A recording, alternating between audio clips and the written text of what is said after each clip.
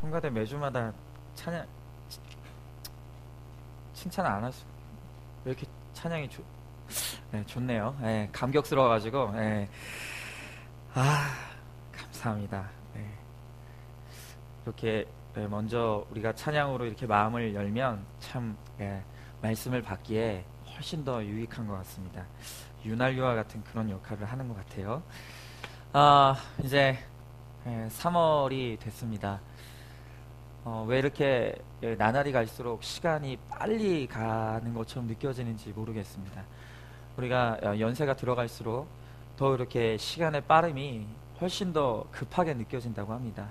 그래서 성경은 말하기를 세월이 흘러감이 화살과 같다 이렇게 표현을 했는데, 여러분 이렇게 정신없이 흘러가는 이 시간이 절대로 무의미하게 흘러가지 않도록 우리는 시간을 주신 하나님의 뜻과 목적에 맞게 정말로 하루하루를 의미 있고 보람 있게 또 하나님의 뜻에 맞춰서 살아갈 수 있는 진정한 시간의 주인 될 수 있는 저와 여러분 될 수 있길 간절히 소망합니다.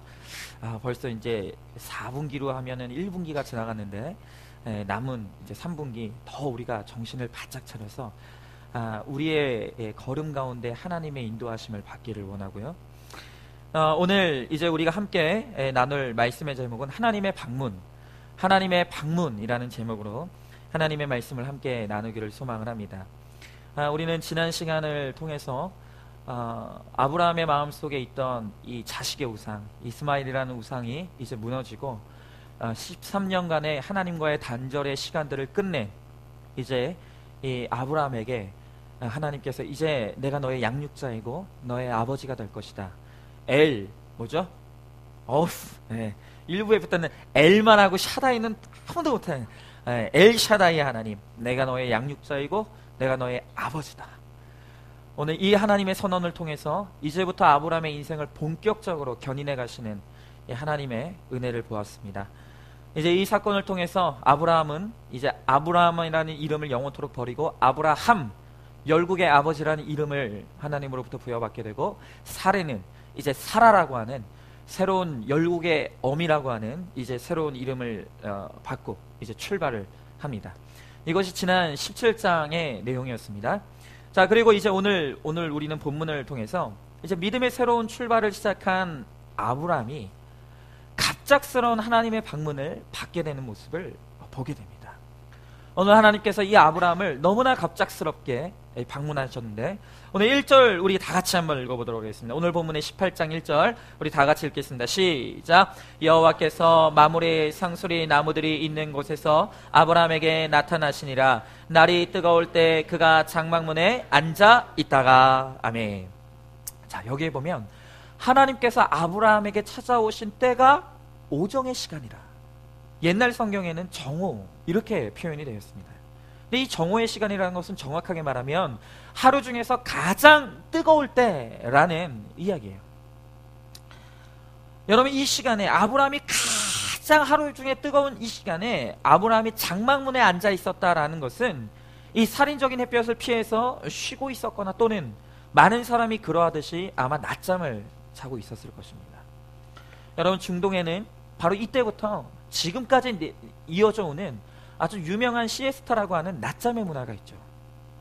오늘 이 시간은, 오늘 이 오정의 시간은 너무나 뜨거운 시간이기 때문에 도저히 어떤 활동도 할 수 없는 그런 굉장히 힘든 시간이라는 거예요. 그렇기 때문에 지금도 중동에 가면 이 시간에는 반드시 사람들이 휴식을 취하고 낮잠을 잡니다.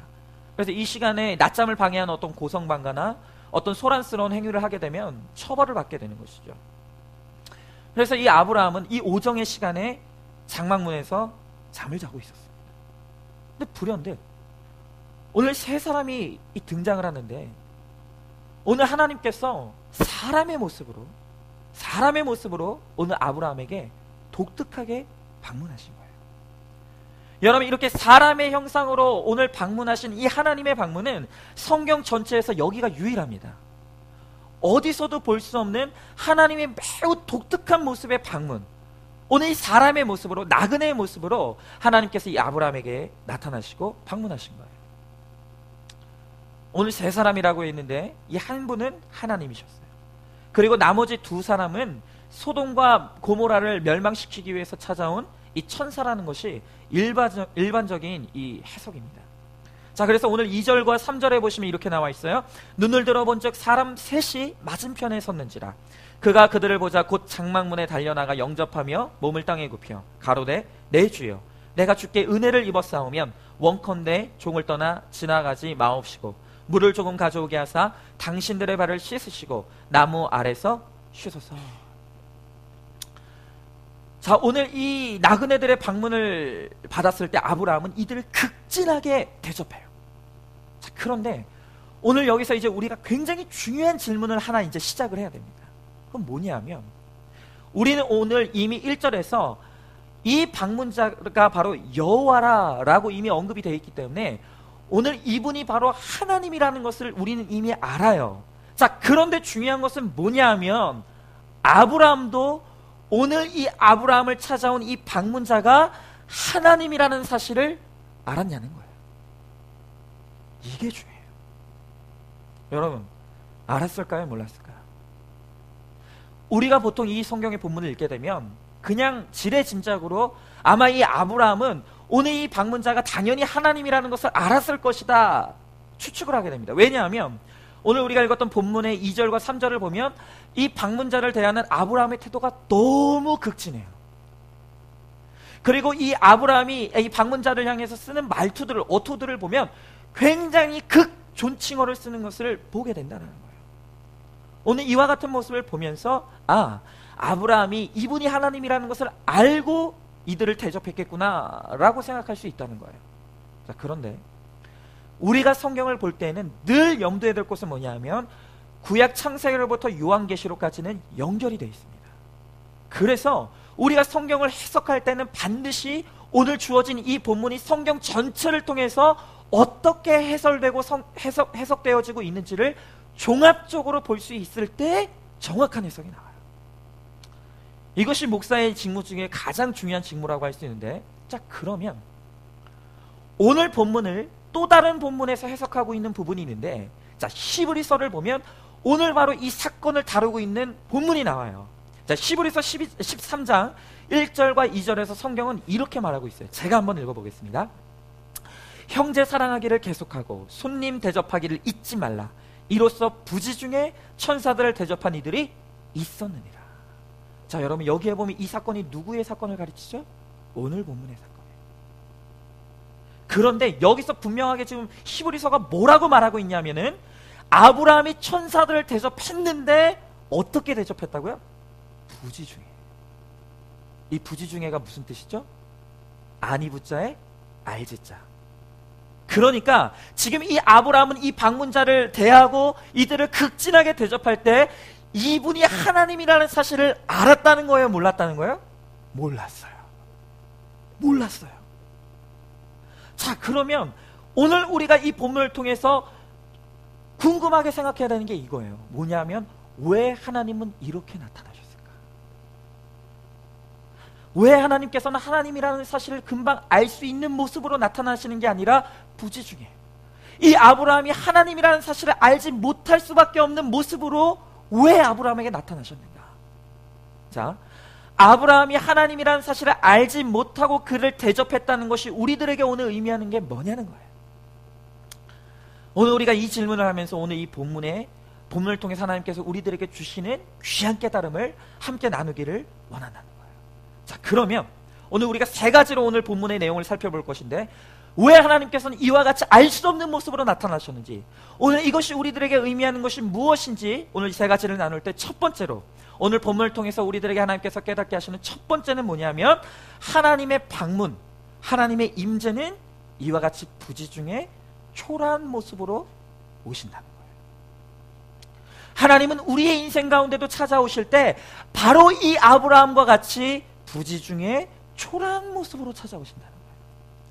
자, 오늘 본문의 1절, 2절에 있는 말씀 우리 다시 한 번만 다 같이 한번 읽어보겠습니다. 우리 1절, 2절 다 같이 읽습니다. 시작. 여호와께서 마므리의 상수리 나무들이 있는 곳에서 아브라함에게 나타나시니라. 날이 뜨거울 때 그가 장막문에 앉아 있다가 눈을 들어 본즉 사람 셋이 맞은편에 서 있는지라. 그가 그들을 보자 곧 장막문에서 달려나가 영접하며 몸을 땅에 굽혀. 아멘. 여러분, 지금 이 기록을 정리해보면 하나님이 방문하신 때는 오정의 시간이에요. 장소는 마므레 수풀의 장막이에요. 그리고 하나님의 모습은 초라하기 짝이 없는 나그네의 모습으로 방문하셨다는 거예요. 뭐예요? 오늘 지금 이 하나님의 방문은 어느 때 이루어졌냐 하면 하루 중에 가장 뜨거워서 아무도 돌아다니지 않을 때 아브라함이 낮잠을 자고 있던 때에 하나님이 갑작스럽게 너무나 뜻밖의 시간과 뜻밖의 장소에 허를 찔린 것처럼, 마치 허를 찔린 것처럼 그렇게 오늘 이 방문은 이루어졌다는 거예요. 여러분, 오늘 이 하나님의 이와 같은 모습의 방문이 우리들에게 의미하는 게 뭐예요? 우리는 하나님의 임재, 하나님의 방문하면 가장 먼저 떠오르는 장소가 어디예요? 예배당이에요.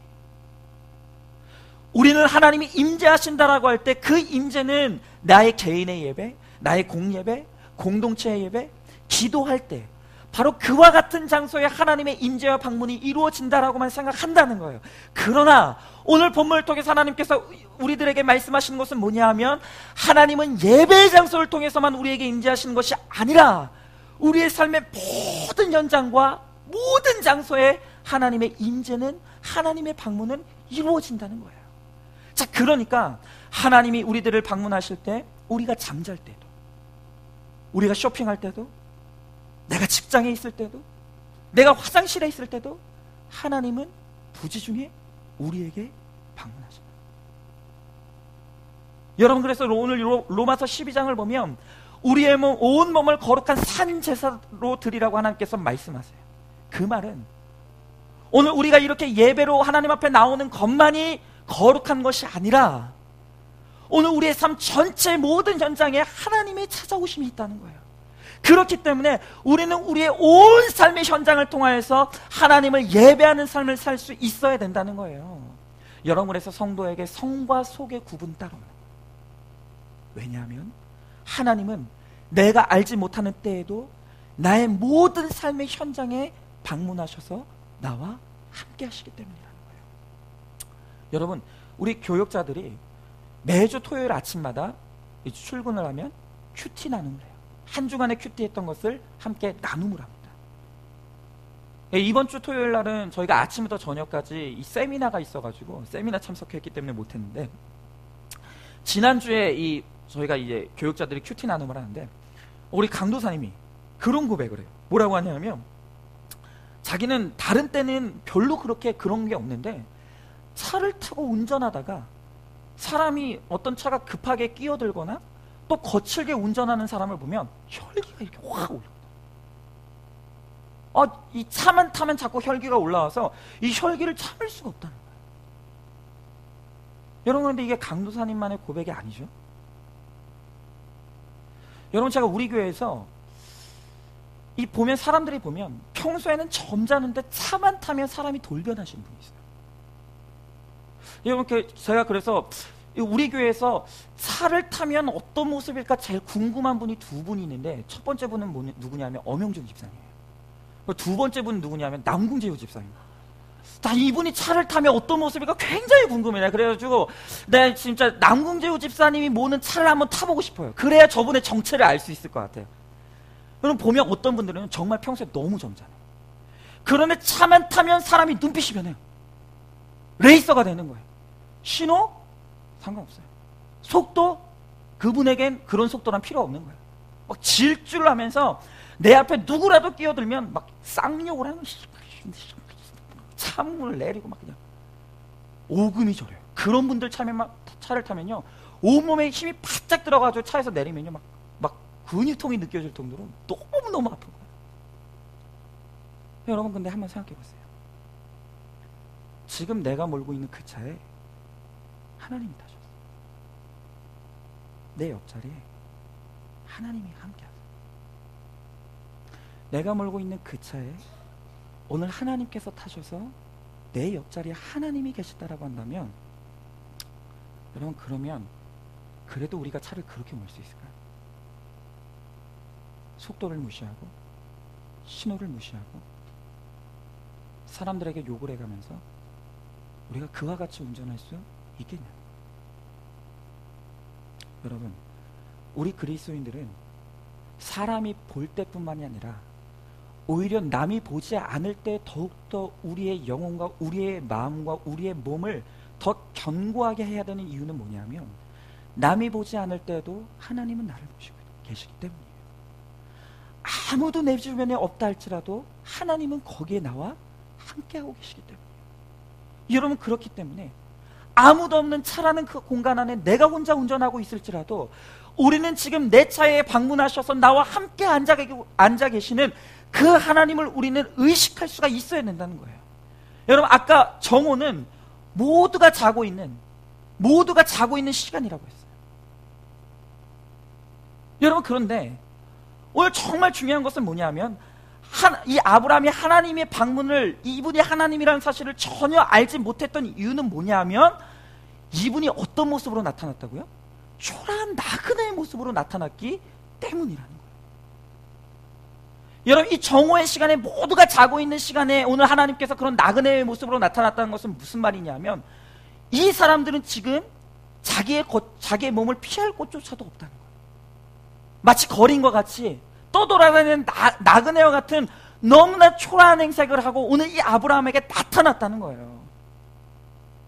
여러분, 오늘 우리도 우리의 삶 가운데서 이렇게 육체적으로, 정신적으로 환영받지 못하고 외롭고 힘든 사람의 방문을 받을 수가 있다는 거예요. 여러분, 우리가 너무 바빠서, 우리의 삶이 너무나 정신없어서 주변을 돌아보지 못할 뿐이지, 여러분, 오늘 아브라함같이 눈을 들어보면 이렇게 초라한 행색을 하고 오늘 변장하여서 우리들에게 찾아오시는 하나님을 우리가 맞을 수가 있다는 거예요. 여러분, 그런데 이 세상은요, 초라한 것을 너무 싫어해요. 인생의 목적이 우리 성공이고 행복이다 보니까 우리는 날마다 사람을 차별하고 가려요. 여러분, 그래서 내 기준과 내 만족에 맞춰서 우리는 대할 사람과 안 대할 사람을 나눕니다. 나와 맞는 사람과 안 맞는 사람을 나눠요. 내가 상대할 사람과 나를 상대하지 않을 사람을 나누는 거예요. 내 수준에 맞는 사람과 내 수준에 떨어지는 사람을 나누는 거예요. 그리고 내 행복과 내 만족과 또한 내가 봤을 때 내 눈을 충족시킬 수 있는 그런 사람들만 우리는 받아들이는 거예요. 여러분, 우리 청년들도 보면 다 온통 기준이 외모예요. 내 옆에 세워놨을 때 나를 빛나게 해줄 수 있는 사람과 사귀겠다는 거예요. 내 옆에 서 있을 때 나를 돋보이게 해줄 수 있는 사람을 세우고 받아들이겠다는 거예요. 여러분, 그러나 오늘 하나님은 이 아브라함에게 방문하셨을 때 아브라함이 전혀 알아볼 수 없을 정도로, 이분이 도저히 하나님이라는 사실을 알 수 없을 정도로 너무나 초라하고 힘들고 어려운 나그네와 거린의 모습으로 찾아오셨다는 거예요. 그리고 하나님께서 이와 같은 모습으로 찾아오시는 이유는 뭐냐면, 이렇게 이기적인 세상에 자기의 성공과 자기의 만족을 위해서 사람을 받아들이는 이 세상 속에서 과연 이 아브라함의 믿음의 가치관은 어디에 있는지를 테스트하고자 하셨다는 거예요. 우리의 믿음의 진정성은 어디 있는지, 오늘 하나님께서 그것을 보시기 위해서 가장 초라한 사람의 모습으로 아브라함에게 나타나셔서 그의 중심에 있는 진정한 그의 가치를 드러내게 하시더라. 여러분, 그러니까 오늘 아브라함에게 이와 같은 모습으로 오신 것은 일종의 아브라함의 믿음에 대한 하나님의 테스트였던 거예요. 그의 마음의 중심에 있는 게 과연 무엇인지, 그가 하나님을 믿는다고 하지만 사람을 대하는 태도를 통해서 과연 그의 중심에 그가 추구하는 것이 무엇인지 그의 가치관을 드러내는 거예요. 여러분, 오늘 우리 교회도 마찬가지입니다. 오늘 이 교회에 들어오는 사람들이 누구인지를 보면, 그리고 그들을 대하는 우리의 태도가 어떠한지를 보면 이 교회의 건강성을 알 수 있다는 거예요. 여러분, 오늘 우리 교회는 정말로 가장 초라하고 가장 연약하고 가장 부족한 자들이 이 교회에 들어왔을 때 정말로 모든 성도들이 따뜻하게 맞이해주는 그런 교회입니까?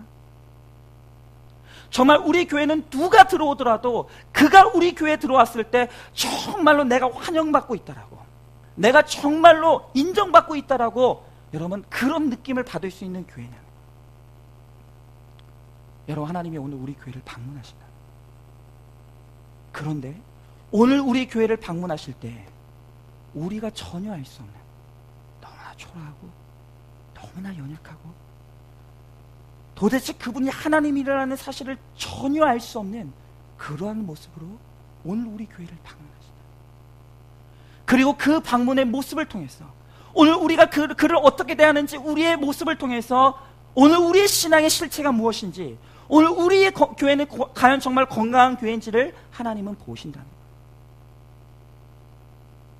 여러분, 오늘 하나님의 방문은 너무나 뜻밖의 시간, 뜻밖의 장소, 뜻밖의 모습으로 나타나셨다. 여러분 어떻게 하시겠습니까?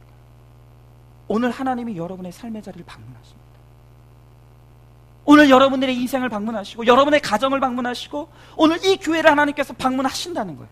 그러면 여러분들은 부지 중에 찾아오시는 하나님을 기꺼이 맞이할 준비가 되어 있냐는 거예요. 오늘 여러분은 넓은 마음으로 도저히 이분이 하나님이라는 사실을 알 수 없을 정도로 너무나 초라한 모습으로, 도저히 내가 받아들일 수 없을 것 같은 모습으로 찾아오시는 하나님을 여러분들은 기꺼이 받아들이실 수 있냐는 거예요. 여러분, 그래서 오늘 두 번째, 오늘 본문이 우리들에게 의미하는 두 번째는 뭐냐면, 아브라함은 부지 중에 찾아오신 이 하나님의 방문에 어떻게 반응했냐는 거예요.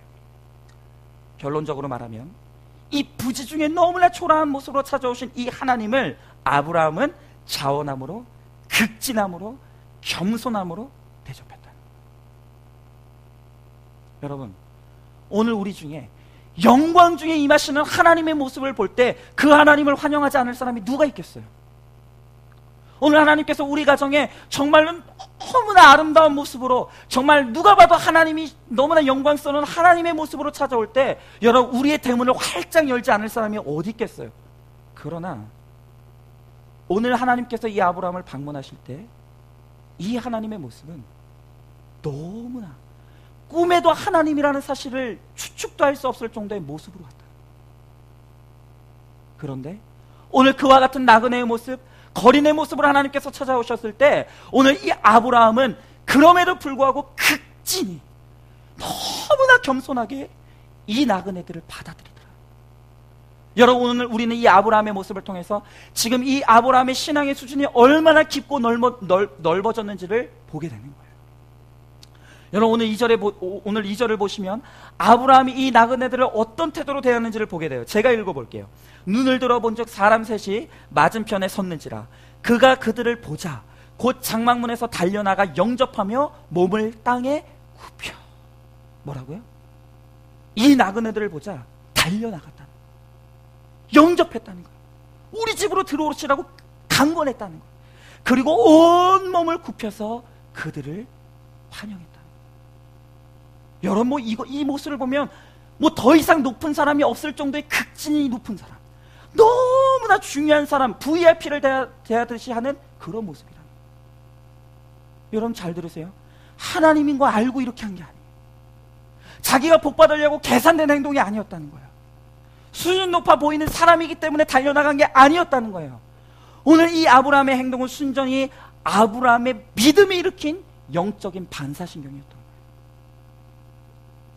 무슨 말이냐면 이미 이 아브라함에게는 누구를 대하든지 차별하지 않고 겸손하게 배려를 가지고 대접하는 습관이 몸에 배어 있었던 거예요. 여러분 어떻습니까? 여러분은 누구를 대하든지 이렇게 차별 없이 늘 한결같은 태도로 여러분들을 이렇게 대하십니까? 여러분, 너무나 많은 사람들이 얼마나 비겁한지 몰라요. 나보다 힘이 센 것 같고 나보다 가진 것이 많은 것 같은 사람에게는 오늘 이 아브라함과 같이 달려나가서 영접하여 몸을 땅에 굽히는 것을 어렵지 않게 해요. 너무나 당연하게 합니다. 그러나 나보다 힘이 없는 것 같고 나보다 형편이 안 되는 것 같고 나보다 초라한 행색을 하는 것 같은 사람을 보면 우리는 그를 짓밟기를 두려워하지 않는다. 우리의 태도가 달라져요. 우리의 눈빛이 달라집니다. 우리의 행동이 달라집니다. 여러분, 특별히 이 안산 땅에는 정말로 가난한 나라에서 온 많은 이주자 노동자들이 있습니다. 여러분, 오늘 우리가 그들을 대할 때 오늘 이 아브라함이 대하는 것처럼 달려나가서 영접하며 몸을 땅에 굽히는 그런 극진한 겸손함을 우리는 누구에게든지 보여주고 있냐는 거예요. 여러분, 우리는 예수 믿는다고 하면서도 내 안에 나의 기준이 너무 칼날같이 서 있어요. 내 기준 안에서 좋고 싫음이 너무 분명한 거예요. 그래서 아까도 말씀드렸지만 내가 상대할 자, 상대 안 할 자가 너무 분명해요. 나와 맞는 자와 맞지 않는 자가 너무 분명해요. 나와 통하는 자, 통하지 않는 자가 너무 분명한 거예요. 내가 받아들일 자와 받아들이지 않을 자가 너무나 분명하게 기준으로 서 있는 거예요. 여러분, 정말 우리가 그리스도인이라고 한다면 하나님이 명령하실 때 오늘 우리는 우리의 좋고 싫음을 떠나서 그 명령에 정말 극진함과 간절함으로 그들을 받아들일 수 있는 태도가 될 때 그게 바로 진정한 섬김이 아니겠습니까? 근데 우리는 여전히 그렇지 않아요. 내 기준이 나의 사람을 판단하는 기준이에요. 내 칼날 같은 기준이 사람들을 받아들이는 기준이라는 거예요. 여러분, 그런데 정말 부끄러운 것은 누구라 할 것 없이 제가 그래요. 저도 제 안에 차별받기 싫어하는 너무나 그런 마음이 있는데, 저도 제 안에 너무 사람을 차별하고 사람을 구분하는 제 안의 기준이 너무 많다는 거예요. 제가 그것을 부인할 수가 없어요. 여러분, 아까 제가 강도사님 큐티했던 내용 제가 이렇게 여러분들 앞에 공개를 했는데, 강도사님만 까발리고 저는 거룩한 체 하면 나쁜 사람 아니겠습니까? 저도 좀 부끄러운 고백을 하나 해야 될 것 같아요. 여러분, 이제 우리 안산중앙교회가 이제 양육을 시작했지 않습니까? 새생명반도 하고 제자훈련도 하고 여러 가지 하는데, 근데 아마 우리 교회 성도님 중에 한 분이 우리 교회는 이제 이런 것도 한다 하고 아마 좀 자랑을 했던 것 같아요. 근데 친구한테 그렇게 다른 교회 다니는 친구에게 자랑을 했는데 그분이 마침 그런 것들에 너무 목말라 있었던 거예요.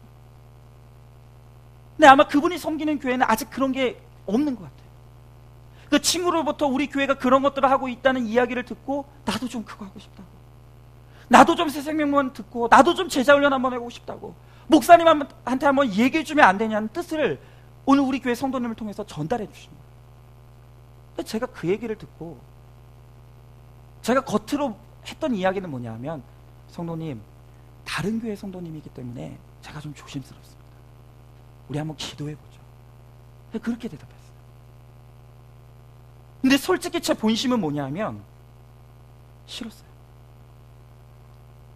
솔직히 그 이야기를 들었을 때 제 본심은 뭐였냐면 귀찮았어요. 여러분, 저 우리 교회 섬기기도 너무 바빠요. 너무 정신없어요. 일주일을 쫓기듯이 살아요. 여러분, 매일 새벽 기도 있죠? 수요 예배 있죠? 금요철에 있죠? 주일 1, 2부 예배 있죠? 1시부터 2시까지 새생명반 있죠? 이제부터 제자훈련 시작됐으니까 2시부터 여자 제자훈련반 있죠? 7시부터는 남자 제자반 있고 저녁 7시부터는 여자 제자반이 있어요. 화요일 날에는 아침부터 또 화요일반 제자훈련이 있어요. 정신없어요. 여러분, 하루가 너무너무 빨리 가요. 여러분, 그런데 제가 왜 어째서 우리 교회 성도님도 아니고 제가 남의 교회 성도를 위해서 그 금쪽 같은 시간을 왜 쏟아내야 돼요? 왜요? 그런 이유가 없어요. 저한테 그런 시간이 없어요. 저는 그런 여유가 없어요. 여러분, 그래서 제가 그 얘기를 들었을 때 싫었어요. 귀찮았어요. 그래서 제가 그렇게 고상하게 이야기는 했지만 마음속으로는 어떻게 하면 좀 더 목사로서 은혜롭게 거절할 수 있을까, 그 고민했어요.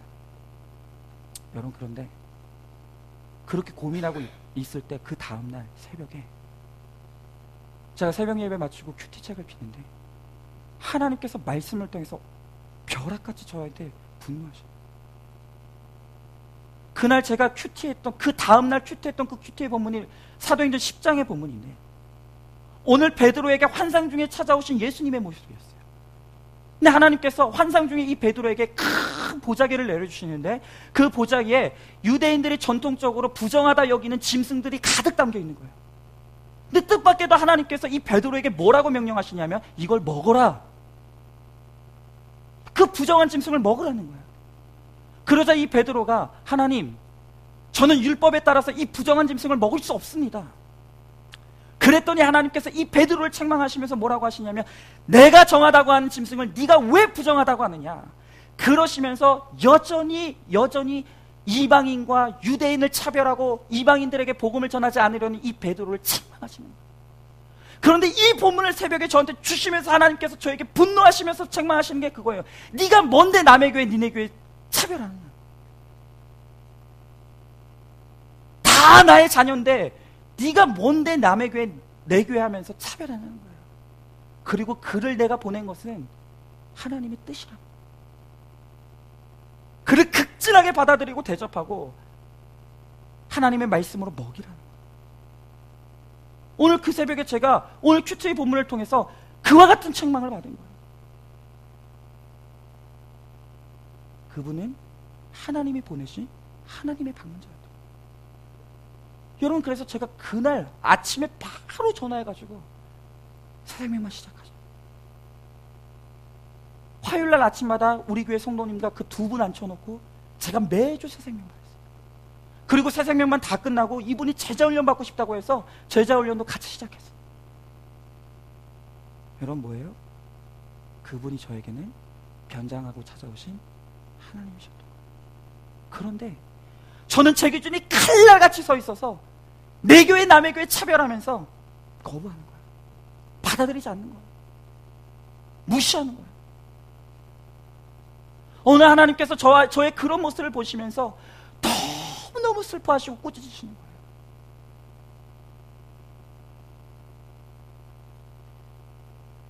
오늘 그 성도는 오늘 방문하여 찾아온 하나님이셨다. 여러분, 오늘 본문의 5절에 보니까 아브라함이 내가 떡을 조금 가져오리니 당신들의 마음을 상쾌하게 하신 후에 지나가소서. 맞아요. 여러분, 그 성도님은 우리 교회 성도 아니에요. 지나갈 분이에요. 나그네 같은 분이에요. 그러나 하나님이 저에게 주신 이 말씀의 떡을 가지고 그분에게 먹일 때 조금이라도 그분이 상쾌할 수 있고 그분이 조금이라도 힘을 얻어서 그 교회로 돌아가서 하나님을 더 잘 섬길 수 있고 교회를 더 잘 섬길 수 있다라고 한다면 된 거예요. 된 거예요. 지나가는 사람이라 할지라도.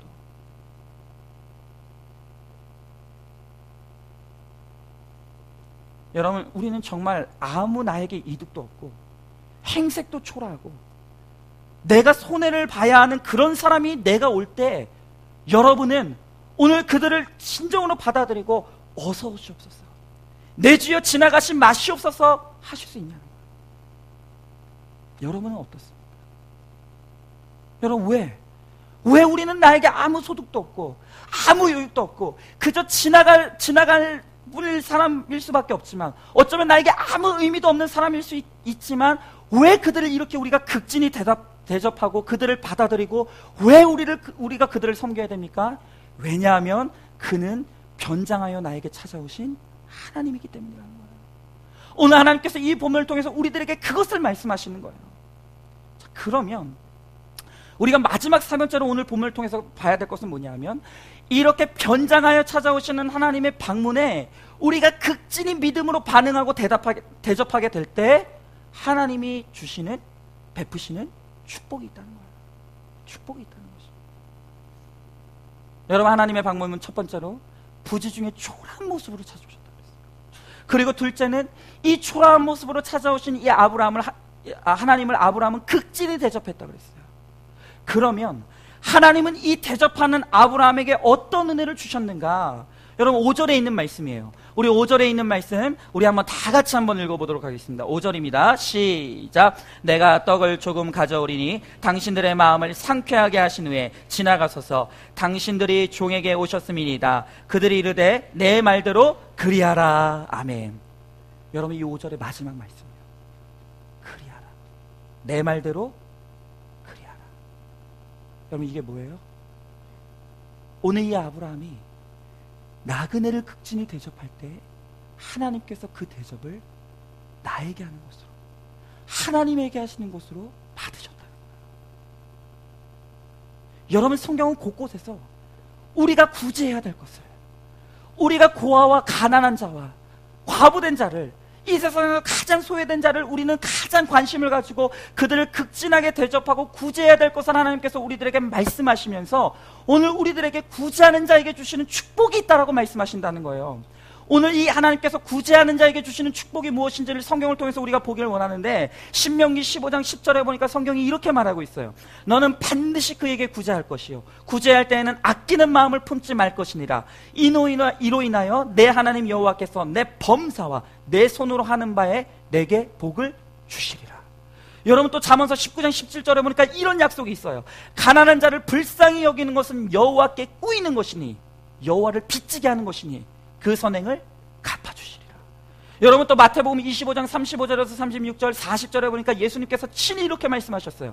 내가 주일 때에 너희가 먹을 것을 주었고, 목마를 때에 마시게 하였고, 나그네 되었을 때에 영접하였고, 벗었을 때에 옷을 입혔고, 병들었을 때에 돌아보았고, 옥에 갇혔을 때에 와서 보았느니라. 내가 진실로 진실로 너희에게 이르노니 너희가 여기 내 형제 중에 지극히 작은 자 하나에게 한 것이 곧 내게 한 것이니라 하시고.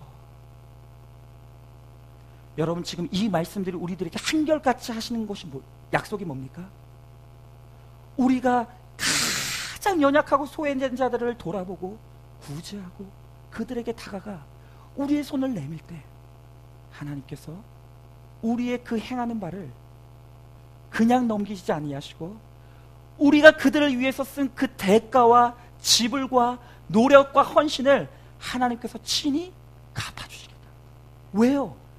왜 우리는 나그네와 초라한 행색을 한 거린들에게 했을 뿐인데 왜 하나님께서는 우리가 그들에게 한 그 구제를 하나님이 친히 갚아주신다고 하십니까? 왜냐하면 그들은 변장하고 찾아오신 하나님이기 때문이라는 거예요. 여러분, 그러나 우리가 구제하는 자가 진정으로 복된 이유는 한 가지가 더 있어요. 그 이유는 뭐냐?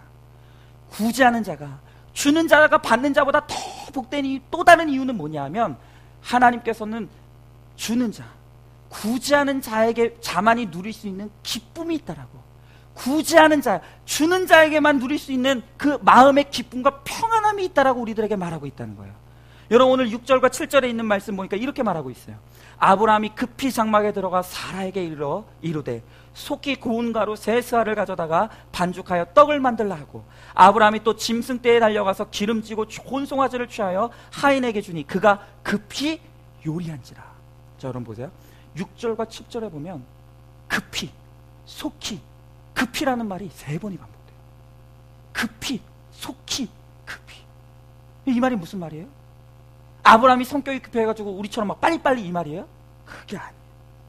지금 여기 급히했다, 속히했다, 급히했다라는 이 말 안에 담긴 이 아브라함의 마음의 상태는 뭐냐면 설렘 거예요. 내가 누군가를 대접하고 누군가 우리 집에 방문했다는 것이 너무너무 기쁜 거예요. 오늘 이 아브라함에게 있어서는 내가 누군가를 대접하고 내가 누군가를 도울 수 있고 내가 누군가에게 무언가 줄 수 있다는 것이 너무너무 이 아브라함에게는 설레고 기쁨이 되고 감사한 거예요. 오늘 이 마음의 이 아브라함의 기쁨의 상태가 급히, 속히, 급히라는 표현으로 나타나 있는 거예요. 여러분, 제가 이렇게 보니까 돈이 많아서 부자인 사람이 나누는 삶을 사는 게 아니더라고요. 정말로 베풀고 나누는 사람은 돈이 많은 사람이 아니라 마음이 부유한 사람이더라고요. 여러분, 돈이 아무리 많아도 자기 통장에 막 몇백억이 쌓여 있다 할지라도 여러분, 내 것을 10원이라도 나눠줄 수 없는 사람은 마음의 부요함이 없는 사람, 마음의 심령이 가난한 사람은 거지예요, 거지. 그가 거지인 거예요. 그러나 내가 물질이 넉넉하지 않다 할지라도 작은 것이라도 나눌 줄 알고 베풀 줄 아는 마음의 넉넉함을 가진 그 사람이 진정한 부요의 사람이라는 거예요. 여러분, 이번에 총기 사고가 우리나라에서 났죠. 2번이나 연달아 났어요. 근데 보니까 이 화성에서 총기 사고가 났는데 동생이 형님을 총으로 쏴 죽이고 자기는 자살을 했어요. 근데 제가 뉴스를 보면서 신문 기사를 통해서 도대체 이 사건의 내막이 뭔가를 알아보니 기가 막힌 거예요. 이 형님이 부모님으로부터 물려보던 땅이 있어요. 그런데 그 땅이 어느 날 신도시 택지가 된 거예요. 그래가지고 100억이나 보상을 받은 거예요. 도대체 우리 인생에는 왜 이런 일이 일어나지 않는지 막 그런 마음을 가지고 그러지 마세요. 그런데 이 이야기를 동생이 들었어요. 형님한테 찾아가서 말하는 거예요. 형님, 부모님한테 받은 돈이지 않습니까? 그러면 저에게도 좀 몫이 있지 않겠습니까? 100억이나 받았으니까 저한테 3억만 주세요. 3억만 달라고. 오늘 동생이 형님한테 그렇게 말한 거예요. 여러분, 저는 잘 모르겠어요. 저는 100억이 없어 와서 모르겠는데, 여러분 100억이나 있으면 3억 남도 아니고 동생한테 줄 수 있는 거 아니에요? 그게 그렇게 어려운 거예요? 그런데 너한테는 10원 줄 수 없다고, 절대 내고 줄 수 없다라고 그렇게 꽉 틀어잡고 한참을 싸우다가 이 동생이 격분한 거예요. 그래서 총을 가져가가지고 형님을 쏴 죽이고 본인도 자살하고 다 죽은 거예요. 여러분, 도대체 뭐가 부유한 인생? 뭐가 풍족한 인생입니까? 그렇게 많은 돈이 있다 할지라도 내 피부치 동생에게조차 10원도 줄 수 없는 그런 마음이라고 한다면 도대체 그 마음이 어떻게 부유한 마음이라고 할 수 있겠냐는 거예요. 그의 인생이 어떻게 풍족한 인생이라고 말할 수 있겠냐는 것입니다. 여러분, 진정한 인생의 축복이라는 것은 여러분 다른 것이 아니라 받기보다 주는 것을 더 즐겨하고 나눠주고 품어주고 대접할 수 있는 풍성한 마음의 부유함이 있을 때 여러분, 거기로부터 우리 인생에 진정한 기쁨이 있을 줄로 믿습니다. 여러분, 우리 그렇게 살아야 되는 거예요.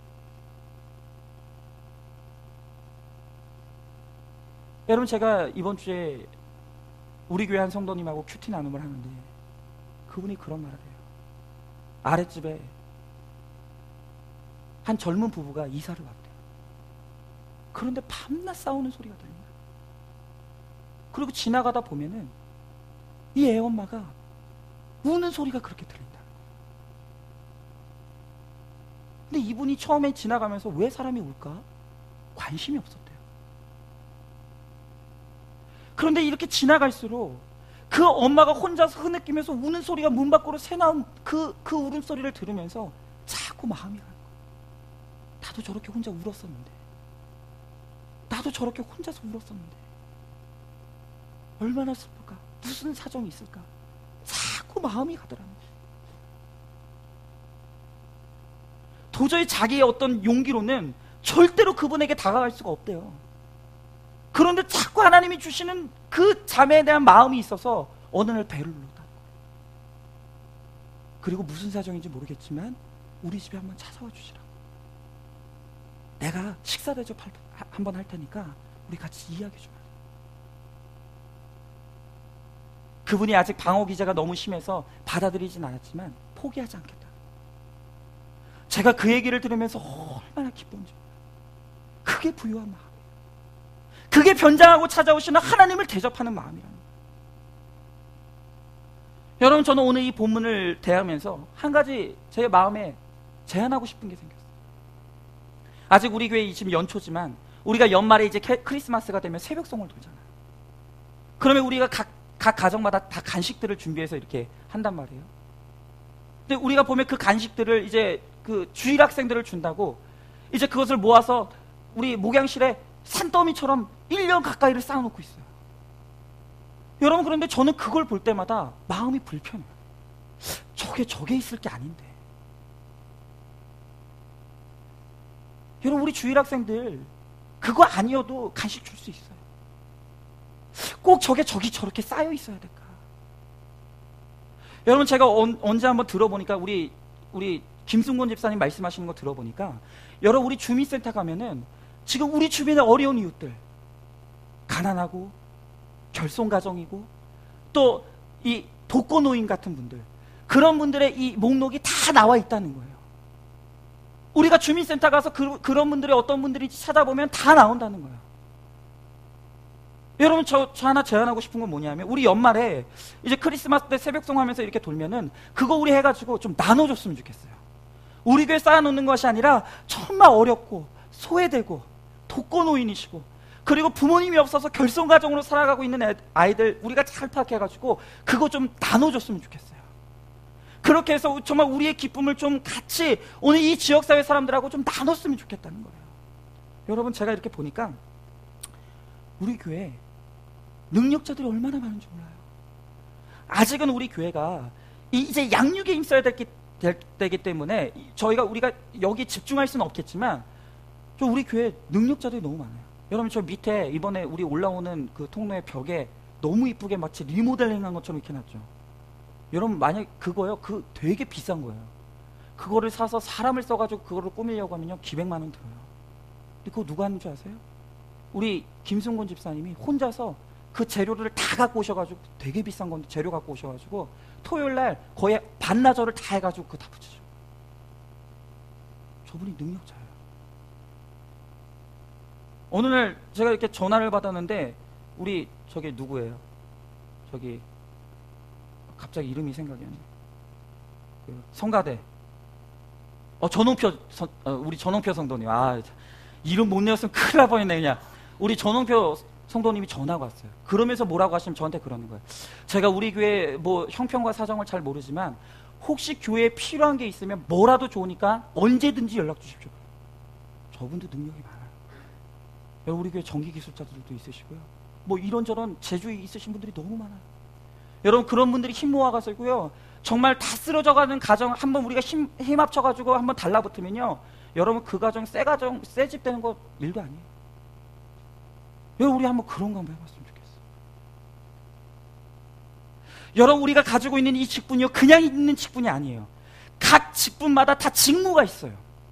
목사의 직무라는 건 뭐, 성경을 보면 목사의 직무는 뭐냐? 말씀과 기도에 전무하는 게 목사의 직무라고 그랬어요. 그럼 장로님들의 직무는 뭐냐? 성경을 보면 장로님들의 직무는 뭐냐면 신방과 행정이에요. 집사님들의 직무는 뭔지 아세요? 사도행전에 보면 집사님들을 최초로 세운 예루살렘 교회가 세웠는데, 집사님들을 세웠던 이유가 뭐냐 하면 예루살렘 교회에 있던 과부와 고아들을 구제하기 위한 구제 사역에 집중하기 위해서 세워진 분들이 집사님들이에요. 여러분, 그게 뭐냐? 말씀에 있어서 가장 중요한 세 가지 직무가 있는데, 첫 번째는 뭐냐면 말씀 기도, 그 다음에는 신방과 행정, 그 다음에 가장 중요한 게 뭐라고요? 구제예요. 그 구제는 교회의 선택사항이 아니라 교회가 반드시 감당해야 될 교회의 사명이라는 거예요. 오늘 지금 이 세상이 변장하고 찾아오신 이 예수님께서, 오늘 이 하나님께서 오늘 우리의 손 내미시는 이 사역을 기다리고 있다. 오늘 우리 이 구제의 사역을 통해서 정말 우리의 축복의 통로를 감당하게 될 때 하나님께서는 우리 교회를 통해서 축복하는 교회로 세워주신다는 것입니다. 여러분, 이제 우리가 받기만 하는 인생이 되어서는 안 돼요. 정말 우리 교회가 힘을 합쳐서 정말 누군가에게 무언가를 베풀고 나눠주고 정말 구제의 사역에 힘쓰는 그런 교회가 될 때 하나님께서 우리 교회의 축복의 통로를 더 넓게 열어주실 줄로 믿습니다. 여러분, 그건 그냥 저의 말이 아니라 하나님의 약속의 말씀이에요. 하나님께서 성경을 통해서 구제하는 자에게 주시는 축복이 있겠다고 말씀하신다는 거예요. 여러분, 구제하는 자를 축복하는 것은 하나님으로 하여금 비치게 한다는 거예요. 여러분, 이제 우리는 한 주간을 살면서 변장하여 찾아오시는 하나님의 방문을 받게 될 거예요. 초라한 자, 연약한 자, 소외된 자, 누구도 돌아보지 않는 자, 오늘 그러한 자들의 모습을 하고 하나님께서 우리들을 방문하실 것이라는 거예요. 여러분, 우리는 어떻게 할 것입니까? 우리는 어떻게 해야 되겠습니까? 오늘 이제 우리는 이 아브라함과 같이 우리의 모든 기준을 내려놓고 변장하여 찾아오시는 하나님을 우리 기쁘게 받아들임으로 말미암아 정말 극진히 대접함으로 말미암아 우리를 통해서 하나님의 축복이 흘러나가고, 우리를 통해서 누군가가 하나님을 알게 되고, 우리를 통하여서 정말로 누군가가 하나님의 은혜를 체험하게 될 때 정말 하나님께서 친히 우리의 인생에 갚아주시고 우리로 하여금 축복하시고 우리로 하여금 복된 인생이 되게 하시는 그러한 삶을 살게 되는 저와 여러분, 우리가 모두가 되어야 될 줄로 믿습니다. 오늘 한 주 동안 하나님께서 어떤 모습으로 나에게 찾아오실지 우리가 영적으로 긴밀하게 긴장하면서 우리가 한 주를 살아감으로 말미암아 진정으로 이번 주 나에게 찾아오시는 그 하나님, 우리의 인생 가운데 찾아오시는 그 하나님을 우리가 날마다 받아들이고 함께함으로 말미암아 정말 하나님의 축복의 넓은 통로가 되시는 우리 교회, 또 우리 가정, 또 우리의 모든 인생 되실 수 있기를 주 예수 그리스도로 간절히 축원드리겠습니다. 우리 이 시간 우리 다 같이 한번 기도했으면 좋겠어요. 여러분, 오늘 이 시간 기도할 때 오늘 하나님께서 이 아브라함에게 변장하고 찾아오셨다고 말씀하십니다. 오늘 이것을 통해서 아브라함의 믿음이 드러났어요. 진실로 겸손하고 자원하고 정말 믿음으로 반응하는 이 아브라함의 너무나 깊고 넓은 믿음이 드러났다는 거예요. 여러분, 오늘 하나님께서는 우리의 인생 가운데도 이 변장하신 모습으로 찾아와서 우리 중심에 진정으로 있는 것이 무엇인지를 드러내시고 우리 믿음의 진정성을 하나님께서 확인하신다는 거예요.